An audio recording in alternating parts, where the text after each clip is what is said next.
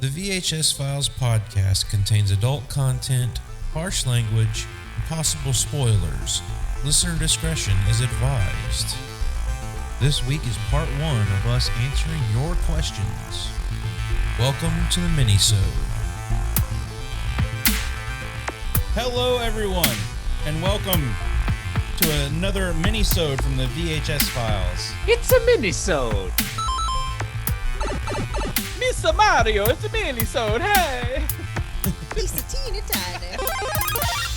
So we've got everybody on tonight to do kind of a special thing, something we've never done before, something we've been wanting to do. And tonight is listener questions episode. We've got a list of questions that some of our listeners have sent to us via Twitter, Instagram, whichever social media they wanted to send it on. And we're going to answer those questions tonight. How's everybody feel about doing this? I'm excited. I'm excited. I'm very excited. I'm excited that we have listeners. Yeah. I'm excited. Yay. I'm so thankful that people actually listen to this and enjoy it, seemingly. So I'm very excited to... And want to ask us questions. Yeah, I'm excited. So are we sure these questions aren't just from like our moms, dads, aunts, uncles, maybe? Because that's about the only people That who counts. really listen to this show, right? So there's still listeners. Okay. It does count, but actually none of them come from immediate family members. One of them, Yay! Well, 2 of them actually come from our California sister, Kate. So she was kind enough to send in a few questions that she would like us to answer. I think she just likes to hear us have conversations. So she just helps feed the fire in that sense. She just wants to hear her name on the podcast. That's all. Hi, Kate. We miss you. We love you. Miss you, Kate. I've said this to you before, and I know it makes you uncomfortable. Oh, boy. But you're thoughtful, and you're brilliant, and your brain is almost as perfect as your face. So we're going to get right into this tonight. We've kind of all looked at the questions and came up with a couple little answers, but this is going to be a general conversation between all of us, just something that we can throw out there, and maybe you guys will enjoy hearing our takes on things and our opinions and all that good stuff. So we're going to kick it off with a question. Wait. Ground rules. Okay. Oh, no. We have ground. So we might not get to all of the questions in this episode. True. Very true. Because we're not going to Kevin Smith this. It is not going to be one question for 2 hours. So if you don't hear your question this time, it'll be on there next time. And we appreciate it very much. Jenny, Jason, and I know all too well about the Kevin Smith answers. We actually saw Kevin Smith a few years back, and that man can talk. Yeah. And Kevin Smith, if you're listening, we still love you. If you want to come on the show, we would love to hear you talk for 2 hours about one question. We would love for Kevin Smith to come on here and Kevin Smith something. Yes, please. Come on here and talk to me all day. Take over the podcast. I wish we would have had him for Batman. It would have been nice to have the fat There man you on go. Batman. You're right. I would have just kind of sat back and let him talk the whole time. He might as well have just been a smodcast. But we're going to go ahead and kick it off. A question from Twitter. This is from the Gen Extra Podcast, at the Gen Extra Podcast on Twitter. They have a YouTube channel that they do video podcasts there, and I've watched a few of them. Pretty cool guys, Seamus and Bacon. And they wanted to submit a question to us, just as a fellow podcast team. What made you want to start a podcast, and what are your backgrounds? So I kind of thought the easiest way to go with this is Jenny and I have been together since high school. Yeah. We're in year 21. Wow. Relationship goals, people, right there. Pretty awesome. And I mean, we had, like I said, just through high school, we've got a common love for movies. That was kind of our thing. When we were in high school and we were hanging out all the time, we'd rent a movie and go over to whoever's place and watch a movie. And that's how we've consumed a lot of the stuff that we know and love now.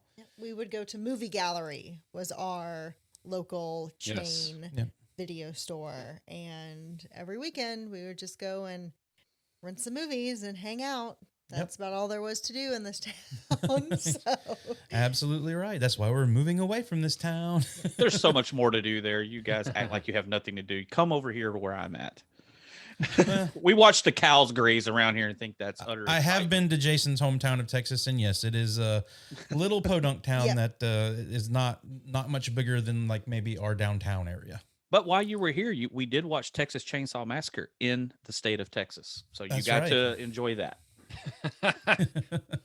So not much has changed in that department with me and Jenny. We still watch movies like crazy, and our love for movies grows all the time. And during this time of COVID, we were just like, we want to start doing something where we can talk about movies. But with in our 21 years, we came across Jason. We did. The best moment of their life. And Eric. I think we were friends with Jason a little before Eric. Yeah, but still, within the 21 years, we have true encountered them both. Yeah, we have met. Right. Time or two.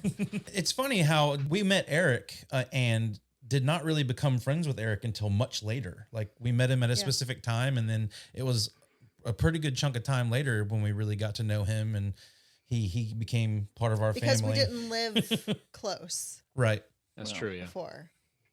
And well, I mean, I was friends with Jason. I was in a band with Jason. I've been in a few bands with Jason. And through playing music and our love for that, naturally our love for movies kind of came into that too, and that's just something we've nerded out about since we've met each other and for hours, and our love for Friday the 13th and Halloween. Yep, pretty much just the horror was what really cemented it for the two of us, and then everything else from there. So, but you will still hear Jason and I argue on a lot of things. I mean, Jason and I have this very brotherly kind of relationship where we're just always giving each other shit. So, but yeah, and then we met Eric through a mutual friend, and like I said, took a few years to kind of build that friendship with Eric, but we're so glad we did. And same here. He and I tried to start a podcast. Eric had an idea for a podcast, and I came on and did one with him, and didn't really go too far. Eric, you want to talk about that? Yeah. I wish we had. The concept, it was called Yakflix, and the concept was it was streaming Netflix movies, which had just started. So this was right as the streaming service really kicked in, and most people were still getting their Netflix in the mail. So it was a great time to start. I think something like that. It would have been great to have get in on the ground floor of that whole thing. Right. But, we recorded one episode and just never came back to it. So I just didn't have time. But yeah, we like to talk about movies, and most of the time we hang out, we're talking about movies anyway. So it just kind of makes sense. And movies, comics, sometimes politics, but we're not going to go down that road.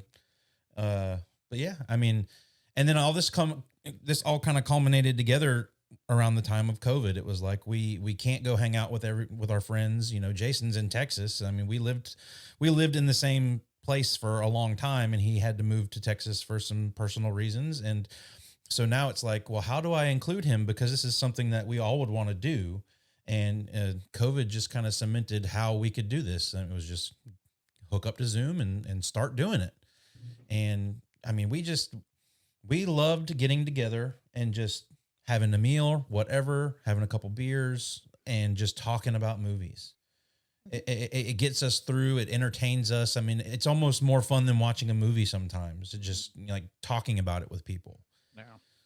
And so we all just I came up with an idea, because when doing a podcast and how many people are doing podcasts nowadays, you kind of want to have something original to throw out there to maybe hook people. And I was like, most of the podcasts that we listen to are reviewing newer movies and kind of staying with the modern stuff. And I was like, well, let's go back and start talking about all the old movies that nobody really talks about, because everybody's hung up on the modern stuff.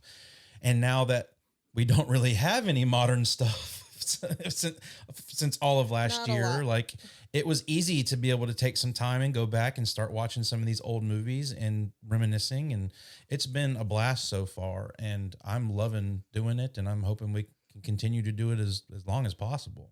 Yeah. This podcast is McDonald's. I'm loving it. Right. I mean, it's just, there have even been days where like, it seems like it's going to be a daunting task to go in and podcast and have to talk about a movie for a couple hours. But as soon as we get in here and sit down and start doing it, I'm right at home, and I don't regret doing it. It's so much fun once we get in here and start shooting the shit with each other and busting each other's balls. And, you know, that's what we wanted to do. And that's kind of that's where all this came from. So thank you so much, Gen Extra Podcast, for asking the question. I hope that kind of gives you an idea. And I'm sure you'll hear more about our personal stories the longer you listen, because that tends to be where our conversations go. And so, but yeah, Jenny, we've got one here that I think you want to read. This question is from our friend Kate, and her question came from Instagram, I believe, which is Cats, Potatoes, Star Wars. Who doesn't love cats, potatoes, and Star Wars? Hello. Sums Kate up perfectly. It's perfect. Yep.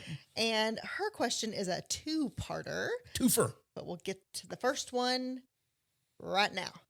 If you could reboot or make a sequel to a movie, what movie would you pick? All right, who wants to start this one off? Because I'll go. I can go on a roll, but if you got something quick and easy, let's go ahead and get it out of the way. I'll go number 2. All right. Okay. Eric, go for it. We'll wait for you, buddy. Yeah. So when I'm answering this, I know there's something I'm not thinking of that I'm going to kick myself for. Right. But one thing that came to mind, which of course is impossible, is a sequel to Dark Knight that features the Joker. Yeah. That's one that obviously is impossible, but that came to mind. I also thought about District 9 sequel. Oh yeah, Could be man. cool. And then I also my World War II Gremlins prequel concept. I think that really has legs. I think, I would love to see that. Legs, arms, and big ears. Yeah. So that's mine. Jason?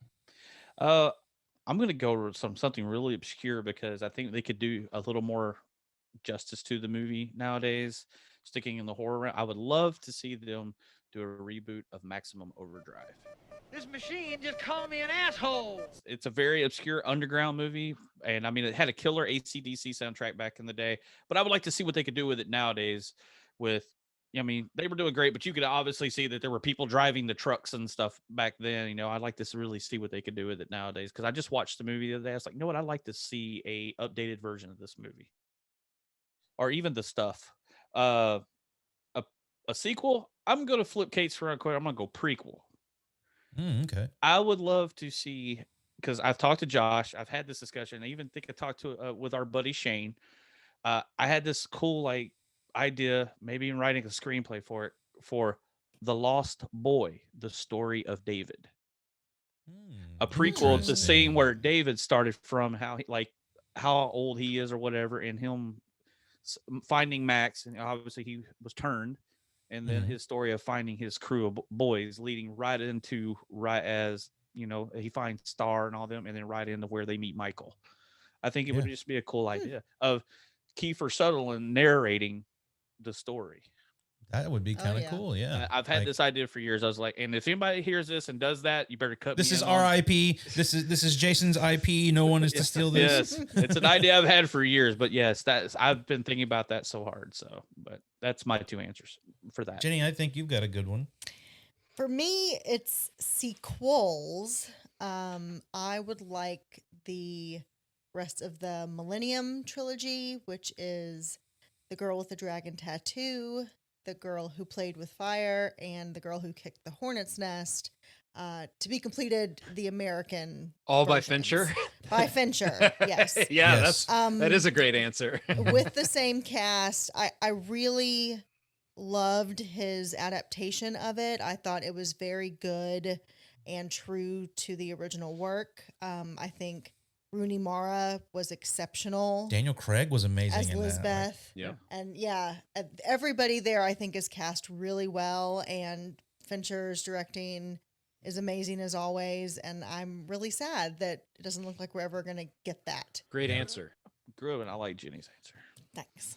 I think partly, I mean, she hears me complain about that a lot, so it's a common talk in our house about how upset I am. Like I've even gone to the point where I'm like, I'm not even going to watch the original movies they did, which I argue with you about all the time. And one day you will watch them. I'm just so hung up. Like I want to be in Fincher's universe. That's just kind of how I feel about it. I've seen the first one of the originals, and it was great.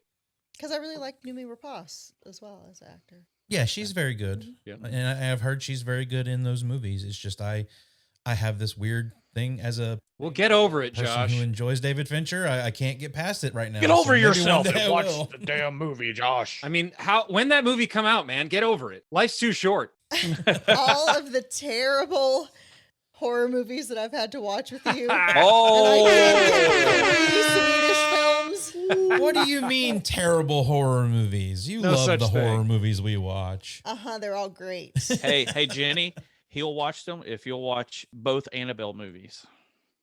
No, pick something else. There we go. I have no interest in the Annabelle Yeah, I was going to say, I don't so. think Josh wants to see those movies either. So. I knowing Jenny for so long, I know she doesn't like movies with dolls. Nope. I've heard Annabelle Creation is actually good, and I'm kind of curious to see that one, but I'm not really like, it's going to be one of those where if it's something that I can just turn on, I'm going to do it. But that hasn't presented itself yet. I kind of, as far as like a reboot would go, like I think I'm going to go like horror wise as well, because I think there's a lot of horror movies that could get rebooted and be much better than they are, especially older 80s stuff. Yeah. And I kind of hate that I'm saying this about a director that I love so much, but I think Cronenberg's Scanners could probably be something you could update and be really, really cool. I really like that answer. Give it to, what's his name, Brandon? Yeah, Give it he to can give Cron- it to his son. Dude, his son is rocking it right now. That movie Possessor is something else. It was really good. I mean, looking at liked it. Possessor, he could totally do a new Scanners. That would be very cool. I like that answer. And I if you like Possessor, go check out his first movie he did, Antiviral. It's kind of got it. You can tell Brandon Cronenberg is following in his dad's footsteps. And I'm quite happy with that. Like if he's going to continue to do what his father has done in film, I'm all for it, because I love what David Cronenberg has given us. Indeed. As far as a sequel goes, I would love to get a sequel to Solo, because I'm one of the 4 people in the world who thought Solo was an awesome Star Wars spinoff movie, and I want to see more of those characters. Absolutely. So, yeah, you can all you want. That's how I feel. Now, I do want to bring up one thing, and I don't want to go on too long about it, but Jason and I are huge Spider-Man fans, as is Eric and Jenny. Mm-hmm. But our thing kind of like, Jason and I have had this discussion many, many times, being as big of fans of Venom as we are. I think if I had the opportunity to reboot or remake or do something like that to a movie, I would like to start over from Sam Raimi's third Spider-Man movie, because the storytelling in that is completely off, and they could have done it so much better to introduce Venom into this universe, and it probably could have survived even longer than it did. So this is your answer to the second question. What remake do you wish was never made? I mean, that's basically that. Well, I mean, it's a retelling. You're jumping Really. the gun. It's Josh's idea of a retelling of Spider-Man 3, how it could have been better. You're and saying Sam Raimi would have still been making Spider-Man Right. movies if he probably would have changed that movie. I feel, and Jason and I have talked about this so much, I feel if they would have went with another villain in Spider-Man 3, not Harry and not Sandman, or maybe even Sandman, because I mean, Sandman's story is compelling, but they did not need to introduce Venom into that movie. They should have built that movie up as a cliffhanger to where you get introduced to Eddie Brock throughout that movie. And at the end of the movie, you get a cliffhanger of the symbiote attaching to Eddie, and that's how you end your movie. You can't tell me that the blockbuster aspect of that wouldn't have skyrocketed for fans of Venom, and they would have been there for that next movie, no problem. Yeah, it would have been kind of like Empire, where you could end on a dark note. Yeah. Or Infinity War, where you end on a dark note, and then you want to come back and see what happens with Venom.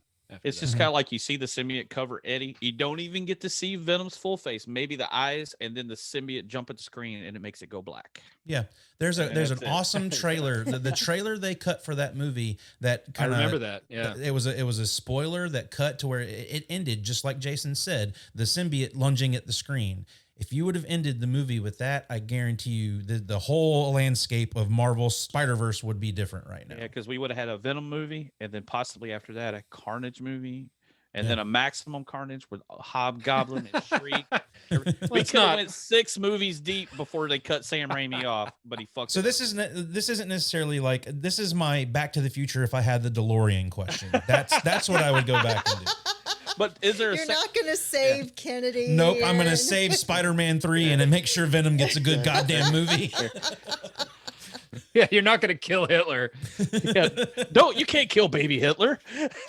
I will go back to that point in time and give someone a time machine and tell them that they need to go back and kill Hitler. I'm going to take care of the travesty we have right now, and that's that someone is taking advantage of Sam Raimi. Yeah, there you go. Oh, Sam Raimi doesn't have any responsibility in this matter? No, I think that I think the studio and there was pressure from all places. I think Sam Raimi did the best he could with it, but I think if he would have had his way, it would have been a different movie all the way around. All right. Well, was there a second part to the question? Because I believe there is. is, and I really want to talk about it because Josh knows where I'm going. Jenny, what's the second part of the question? What remake do you wish was never made? Okay, so I'm gonna. Jason is waving frantically. I want to do it first. I'm gonna throw it to anybody who would have a short form answer because this is gonna be another long-winded one. I have a shorter answer. Okay, go for it. Poltergeist. That remake was shit. The new one was terrible, just a travesty. And Poltergeist is my favorite scary movie. I'm pretty sure will always be my favorite scary movie. It's so effective. I think it still holds up for today.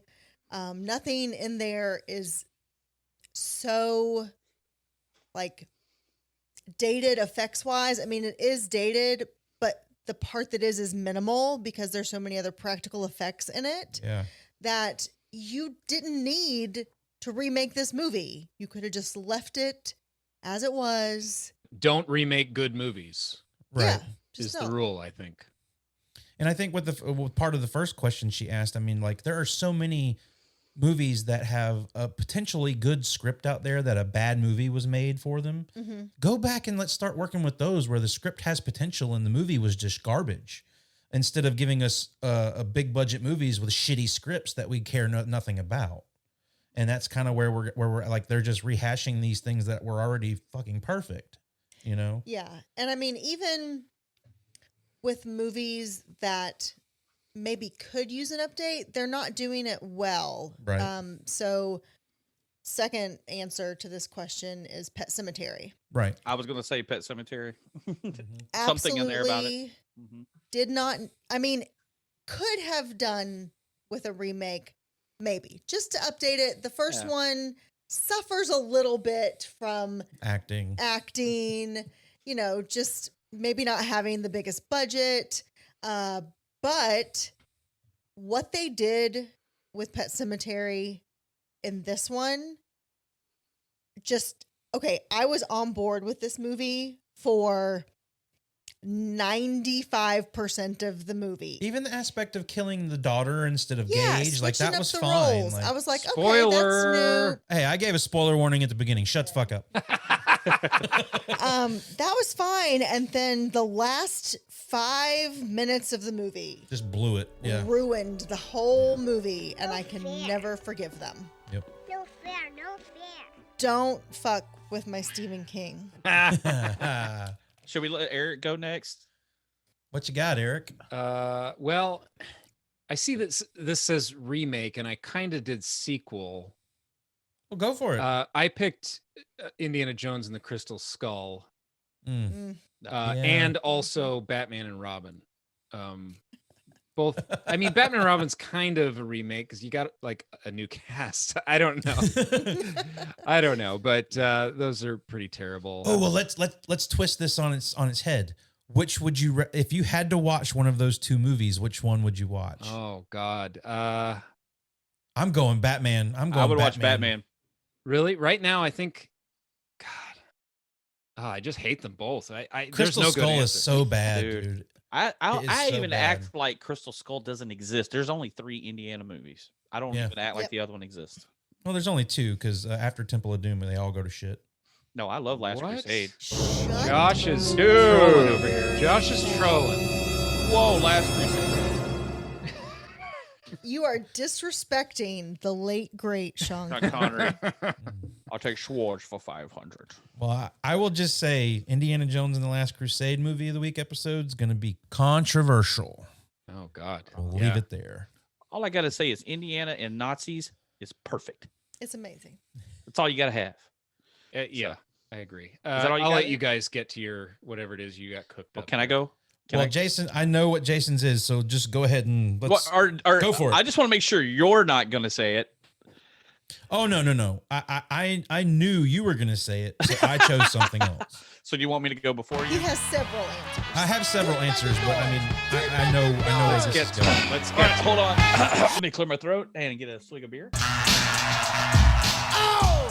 All right. The movie I wish that was never made is the travesty of a film in the world that had to happen called Rob Zombie's Halloween. That movie.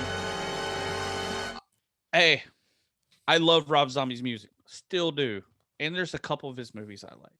But the fact that you take a horror classic made by John Carpenter and take these characters that were so well written, even as Michael Myers as a child, and take it and turn him into some kind of trailer trash. My mom's a prostitute. Her boyfriend's a piece of crap. My sister is whatever. And I'm killing rats in the morning before I go to school. Totally ruins the whole aspect of where John Carpenter and Deborah Hill imagined these characters. And then, of course, the second half of the movie is basically a remake of the first. The only part of that whole movie I like is actually Tyler Mane playing Michael Myers because he's huge and he's ominous. Yes. That's great. I love that. But as far as him taking a young Michael Myers and giving him a reason to go into the bedroom and kill his sister is not scary. It's not well written. I mean, you know it's coming. Even if, let's say, John Carpenter's movie was never made, if you watched movies, you knew exactly where this kid was going. It was scarier as an 8-year-old upper middle class family driving a nice car, pulling up. The kid walks in there and kills his sister for no apparent reason. That is the most scariest thing ever. You strip the mystery and replace the mystery with gore. It's not going to work. Not for me. Like gore and fucks. Yeah. Like, trust me. Like, I'm right there with Jason. This movie does not need to exist. It's a remake of a perfect film. It's gonna like Jaws. If anybody ever does that, I will never things in my mind will be different. Don't do it. Yeah, please don't do it. But like I can respect Rob Zombie as a filmmaker, and again, I'm a fan of his music as well. But like, he is more geared towards something like the Texas Chainsaw Massacre. Yeah, basically. If those remakes would have came out later and he could have gotten hold of those, that would have been the perfect avenue. Like, we're talking about how different things could have been different ways. Like we're making so many different timelines that I would love to go back to in the DeLorean. Like, go back and swap that around. Like, give Michael Bay Halloween, Michael Bay's company Halloween, and give Rob Zombie fucking Texas Chainsaw I like where Massacre. Halloween is now at Blumhouse. Yes. I think he's now there's some bad writing in the newest remake. Yeah. There's some parts of it that are horrible too, but it's still a good job by them trying to pick up the story from the original Halloween Part 1. Yeah. But it's something. It's by far the best sequel they've done. I mean, I still love Halloween 2. I love Halloween 2. I mean, I love how it flows right. And we've had this discussion on a previous podcast. Yep. But yeah, listen to our Halloween episode. Yeah, Yes. there you go. Good one. Good plug there, Eric. But the fact, even like Malcolm McDowell, he's a great actor in all of Hollywood. I mean, we've seen him in so many different films as a young kid, Clockwork Orange and all that stuff. Mm-hmm. And they put him in this movie and he's horrible. They make the Sam Loomis character out to just be a total ass. And it's just horrible. I'm sorry. People out there can disagree. You can freaking bombard us with, I love Rob Zombie's Halloween. Well, if you grew up in a different time and you were a fan of the original and you took it for what it is, you would really think Rob Zombie's Halloween is garbage. So that's my take. And I'm done. I'm out of breath. There are a lot of, I mean, you either love or hate that movie, and that's just how it is. And I'm so taken aback by the people who think like the Friday the 13th remake is garbage and they love the Halloween. And I'm like, this makes no sense, people. Like, I like the Friday 13th remake. Yeah. I thought they did Jason good.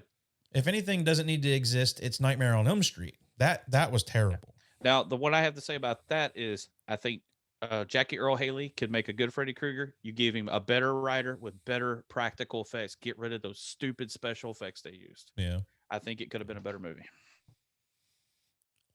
After our tangent there, I mean, I've got a couple here that I could do without any of the Jurassic series, to be honest with you. Like the reboot stuff, like those are terrible.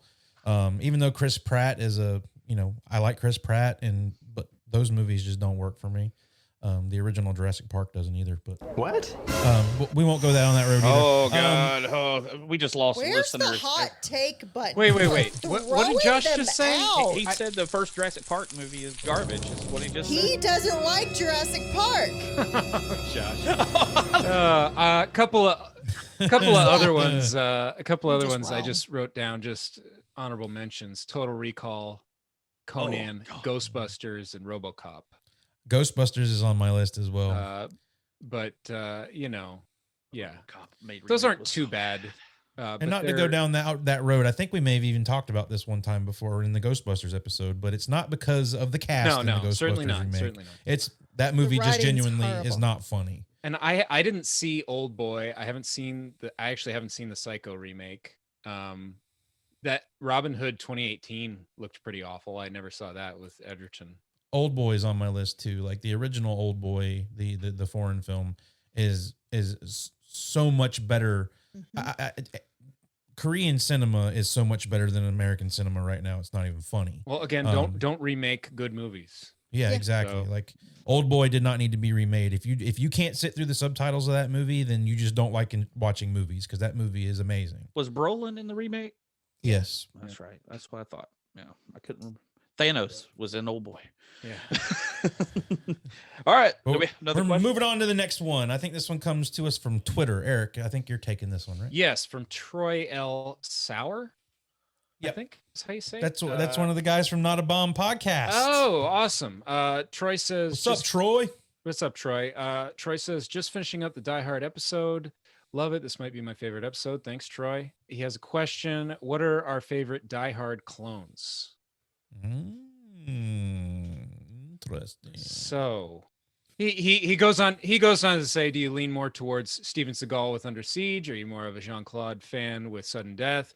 Maybe you always bet on black with Passenger 57. Just curious what everybody's favorite ripoff of this classic movie is. Love to hear about it. Cool. So who wants to go first? Oh, I'll go. Yeah, go, Eric. Go. Thanks for asking. You're welcome.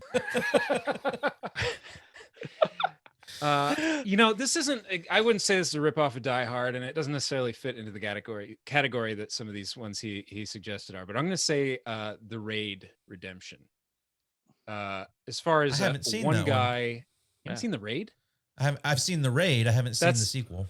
No, the Raid Redemption is the first one. It is the first one? Yeah. Well, what's the second one called? The Raid 2 something. I don't name the movies, Josh. Okay, I'm just saying what they are. Anyway, so The Raid, you got one guy in a building stuck in there fighting his way out. As far as like a good sort of Die Hard like movie, that's the one I'm gonna say. That I actually have two. I also mentioned Dread. Oh, Dread's good. That's good. Yeah, the newer ones with what was it, Carl Urban? Yeah. That's Yeah. the one I mean. Yeah. Yeah, yeah, not the Stallone. I am the law. I actually just picked the Stallone Judge Dredd up on Blu-ray not too long ago. I'm anxious to watch it. Every time I hear that, I just think of the band Anthrax. I am the law. Who's going next? Jenny? I'll go. Go Yep. for it. Speed would be it for me. It's good. Good one. It was, the quintessential 90s Yeah, I mean, action movie. You got Keanu and Sandra Bullock. Just, it's not great on a aging perspective. Not as it's fine, but it doesn't age well as Die Hard. right. Definitely You not. got a good point there. Yeah, some like the lines are cheesier Yeah, and yeah, kind of Pop quiz, hot shot.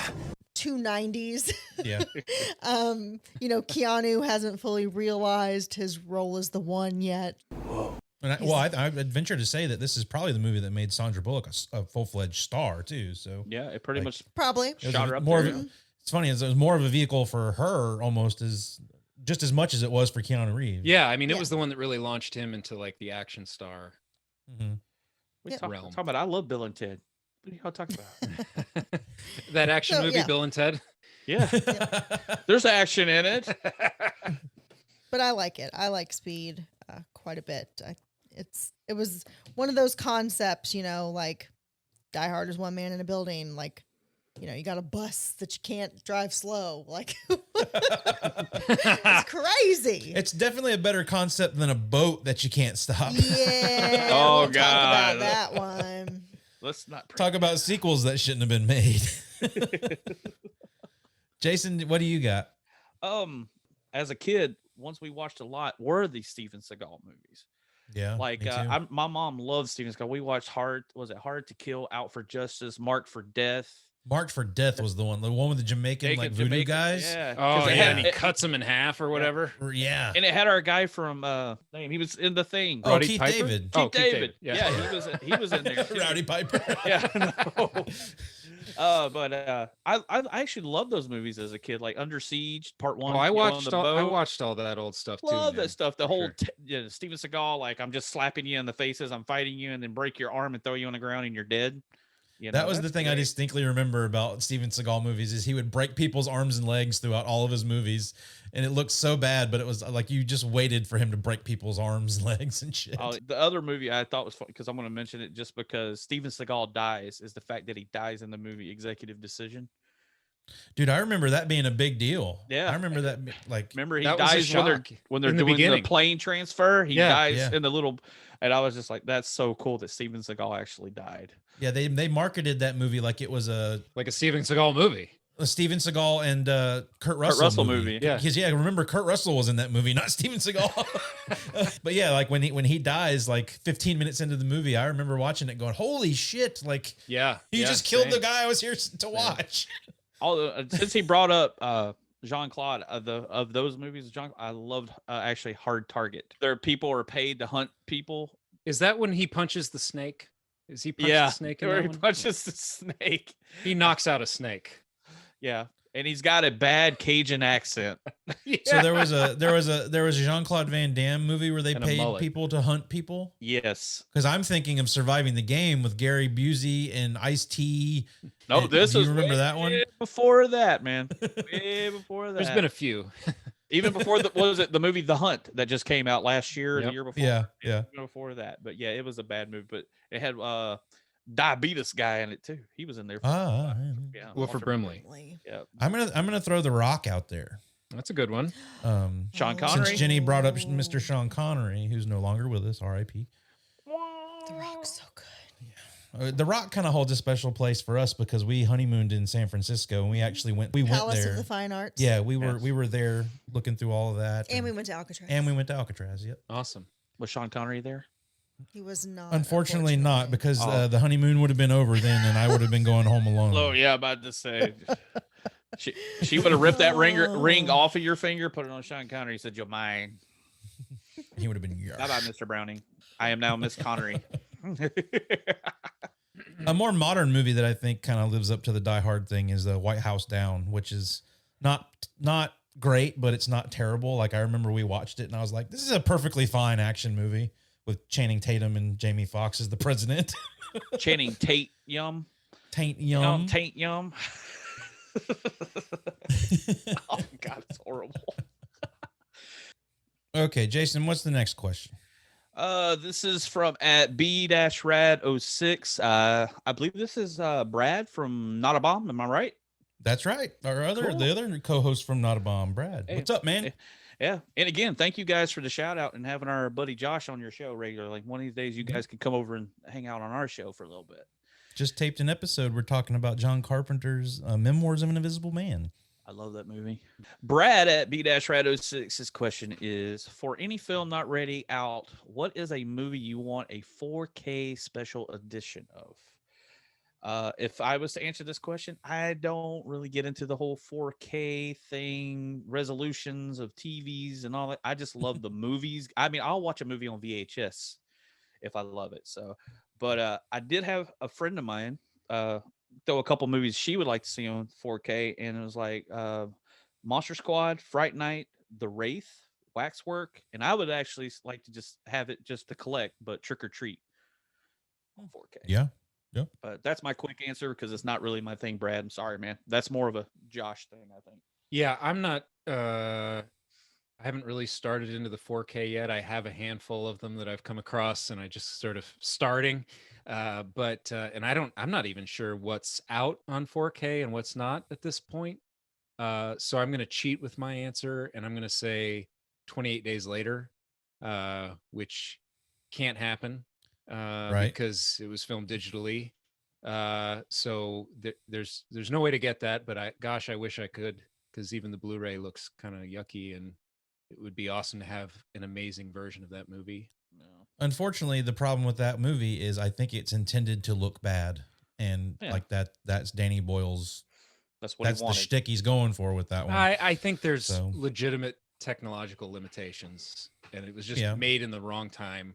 When It's so jarring when you watch pretty much that entire movie, and the last minute of it is actually in a pretty good definition. yeah.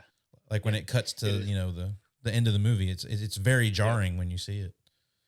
Yeah. What about you, Josh?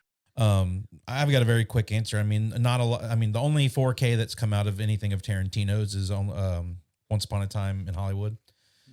So I would love to get a new 4K like special edition of like Pulp Fiction or even Inglourious Bastards. That's a good one for sure. Yeah. Yeah.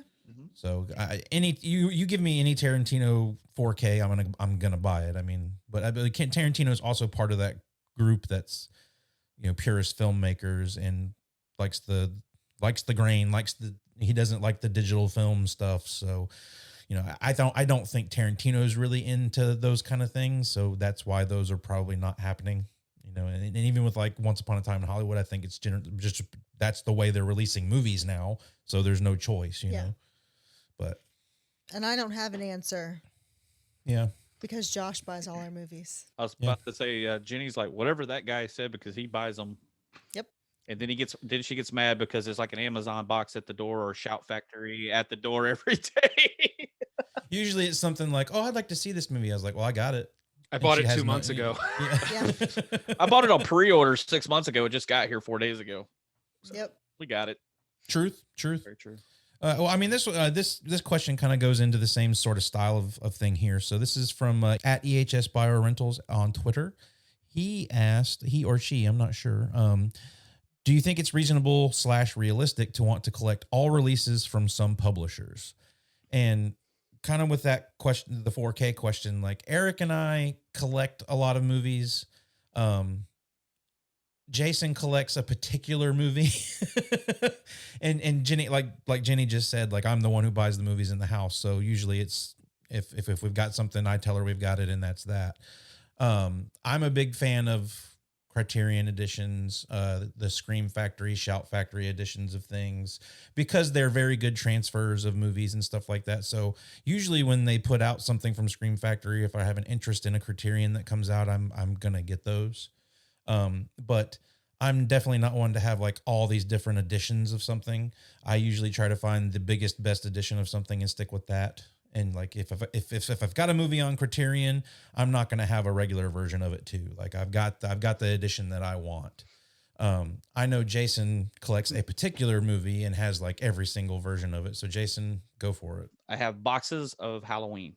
I have it all the way back on VHS. I even bought a version that was a Blockbuster selling it because the box was destroyed version. I have the first version of it on DVD, and I have the 20th anniversary, the 25th anniversary, the 30th anniversary, and the 40th anniversary. I have all the Blu-ray editions of the movies. I have the producer cuts of like Halloween 6. You've even got the like bootleg version of the producer cut of Halloween 6, right? Yeah, where they put it in, and it's definitely a shift in the quality of the movie when you're watching, because they basically just cut it in. Yeah. But I mean, all the way to the new. I have the 10. Is it a 10 or a 15 disc Blu-ray set? I can't remember. The one that we have, I think, is like a 12 disc set. Then there's a smaller one that's a 10. I think. Yeah, I have that too. So yeah, it's anything Halloween related. It's in a box. I have it here. So that's just the main thing I stick with. I try, even with my comics, I kind of just stick with one thing. Keep it simple. Keep it simple. Yeah. Exactly. Eric? Well, yeah, for me, when I started collecting, I, kind of tried to promise myself I was only going to buy movies that I knew that I would watch and not kind of get sucked into trying to complete things and that kind of stuff. That being said, I have broken that rule from time to time. It would be fun to have all the criterions, for instance. Especially since I love their design, the graphic design, how they redesign the box art and all that stuff. It is just so good. Every time they release a new, even if I don't even know it, sometimes I don't even know what the movie is. I'm like, I want that. That looks so amazing. Yeah. Or, Scream Factory and some of these other things. Like, I don't know, if I had the money to throw around, I'd definitely get it. But it's not a priority for me. I try to just stick with movies that I know I want to own. And I'm definitely a fan of a boutique label. I'm not one to collect all of the editions of things. Like, I follow people on Instagram and whatnot that buy, when a movie comes out, they buy the Blu-ray edition, the 4K edition, the 3D, the steel book, the 3D, like anything that comes out, like it's always like the version and a steel book. So like, I don't get into all of that. I'm really just interested in the movie. But if I can get an edition that is nice, like a Criterion or a Scream Factory, I will get that. Now, some of these boutique labels have re-released things in like 4K and shit like that, and I get on that bandwagon. But I don't buy multiple copies of the same movie. It's just not something I'm into. I would say my answer doesn't pertain to movies, right? But books, which I didn't intend to do, but have somehow now purchased the Harry Potter series 4 times over, completely unintentionally. Well, at least you're not like that guy that's got the YouTube channel that has every single edition of Harry Potter that's come out. But like, I liked the art on some paperbacks that came out, and I'm getting the illustrated editions, and I got the audiobooks, and so they're all like in different forms. But the only thing that I can think of as far as like a visual medium that I've wanted a special edition of, and you did too, is whatever season it was of The Walking Dead had the heads in fish tanks. Yes. Oh, yes. I remember seeing that. Yeah. I was like, we have to get that. It was season 3 when the governor was introduced, and they released the season came out with this. We still have it. It's packed away in a box right now, but we won't talk about how we feel about The Walking Dead now, but we used to be very big fans. Yeah, absolutely. And that edition that came out, I was like, holy shit. And it was expensive too. We would watch it together. Yep. Yeah. Every week. Jason too. I did. And Shane, our buddy Shane, that was steak. That was steak and potatoes days at Josh's house. Pretty much. Yeah. Yeah, that's right. That's right. Like, and Walking Dead usually came on the Sunday after the Super Bowl. So I would always like get on Twitter or whatever social media and be like, today's my Super Bowl Sunday. And I'd cook steaks and stuff, and we would watch the season premiere of Walking Dead. Unfortunately, we don't do that anymore because we won't talk about it. But that concludes part 1 of our listener questions episode. Part 2 will be dropping on February 19th, so please make sure you are subscribed. Leave us a comment and a rating wherever you get your podcast. Until next time, be kind, rewind. You've been listening to the VHS Files Podcast mini-sode. If you have any questions, comments, movie suggestions, or games you would like to hear on an episode, please drop us an email at vhsfilespodcast@gmail.com. Interact with us on all social media outlets at VHS Files Podcast. We release new episodes every Friday.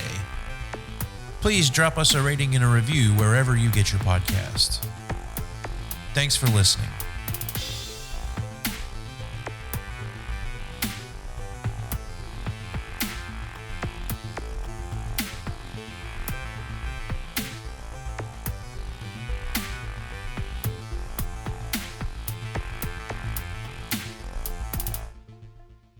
You know what? Jurassic Park fucking sucks. What am I thinking? I like it. That's why he doesn't get the big bucks from us.